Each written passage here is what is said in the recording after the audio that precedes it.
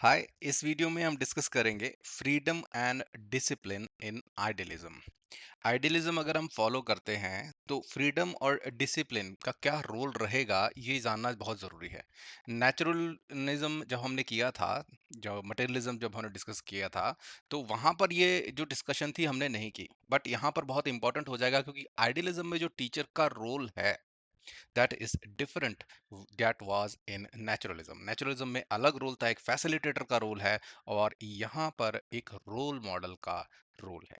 तो इसी कारण कितना फ्रीडम दिया जाए, कितना डिसिप्लिन रखा जाए, क्या ये दोनों एक दूसरे के अपोजिट हैं, freedom and discipline in the class, और हमारा जो पढ़ाने का लर्निंग एक्सपीरियंस है, तो ये डिस्कस करना आइडियलिज्म में ज़रूरी हो जाता है।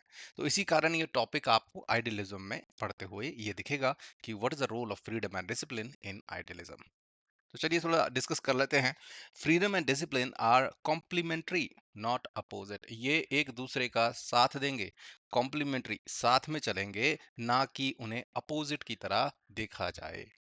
Discipline without freedom is operation, freedom without discipline becomes chaos।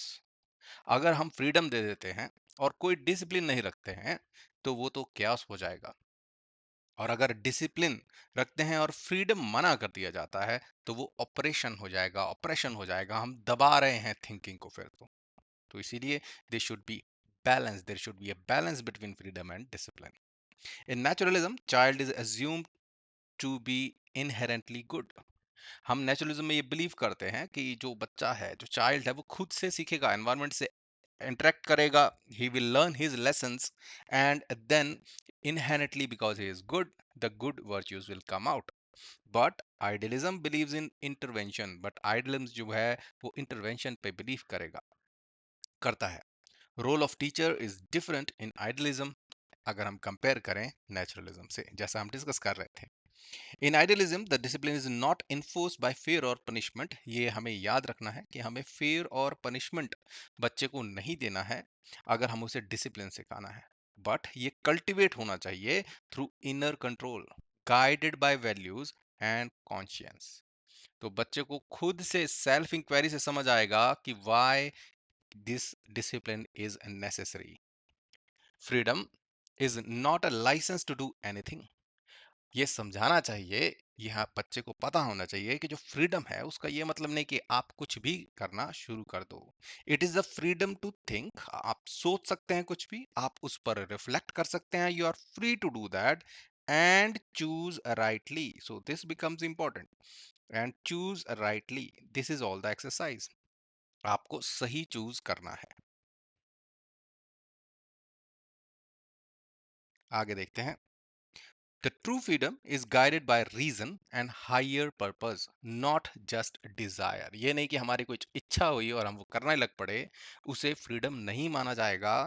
जो फ्रीडम होना चाहिए उसकी रीजनिंग होनी चाहिए, उसका हायर पर्पस पता होना चाहिए। The balance is essential between these two. Freedom sometimes becomes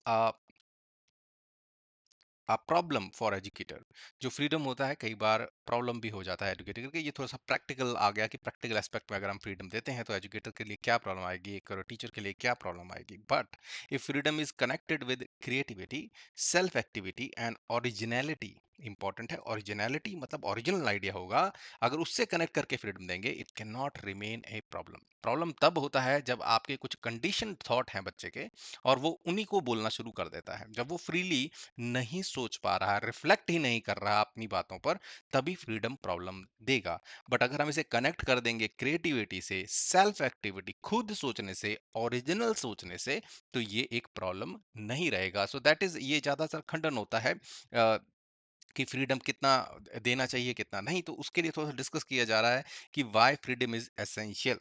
the idealist also believe in discipline, वो डिसिप्लिन पे भी विश्वास रखते हैं। The students are required to submit to laws and regulations and they have not to reason why.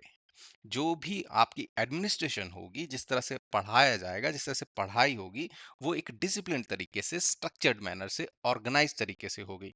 There are some laws and regulation, और उसमें जो हमारा जो एडमिनिस्ट्रेशन कह लीजिए या हमारा जो रोल ऑफ टीचर है, जो टीचर है, उसको रीज़न नहीं बताना है कि why we are doing this. Take an example, अगर हम टाइम टेबल ले लेते हैं अपने क्लास का, सुबह से लेके शाम तक का, और हम फ्रीडम दे देते हैं कि नहीं, आप किसी भी टाइम कुछ भी पढ़ सकते हैं, तो हमारी लर्निंग जो होगी वो इफेक्टिव नहीं हो पाएगी। हर एक की अपनी ओपिनियन हो सकती है और उस हिसाब से डिबेट हो सकती है, तब तो फिर इस ये फ्रीडम का क्या काम आया, है ना? तो डिसिप्लिन वे में फ्रीडम होना चाहिए। टेक एग्जांपल, अगर हम बोलते हैं कि जी हम जो आपका होमवर्क है आपको अगले दिन करना है, ठीक है, तो आपको 12 घंटे दिए जाते हैं, 4 आवर्स फॉर होमवर्क। अब कुछ बच्चे इसमें बोलते हैं नहीं नहीं सर, हमें तो 24 घंटे चाहिए। तो अगर हम इसी तरह से डिस्कशन करते रहे, इसी तरह से इसको फ्रीडम मान लें कि हम कॉम्प्रोमाइज करते रहें अपने डिसिप्लिन से, तो हमारे इफेक्टिव लर्निंग नहीं होगी। तो हमारा जो ऑब्जेक्टिव रहा कि बच्चा जो है अल्टीमेट रियलिटी को पाए, सेल्फ रियलाइज करे, वो तो हो ही नहीं पाएगा। तो इसीलिए both are important and both should be in balance.